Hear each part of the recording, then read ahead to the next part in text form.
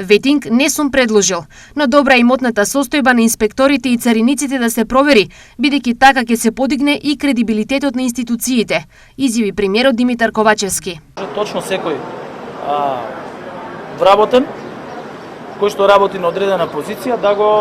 прикаже својот имот и начин на кој што е стекнат. Јас мислам дека во царина, ако се примени тоа,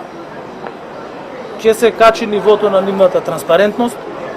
ќе добијат повеќе на тежина и на општествен кредибилитет, бидејќи ако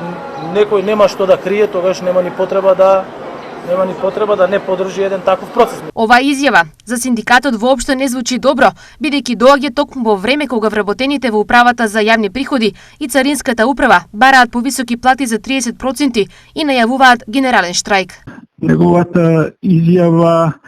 малку е неуместна во моментот како еден премиер кој што секогаш во еден момент кога одредени од јавните установи бараат некое покажување на платите,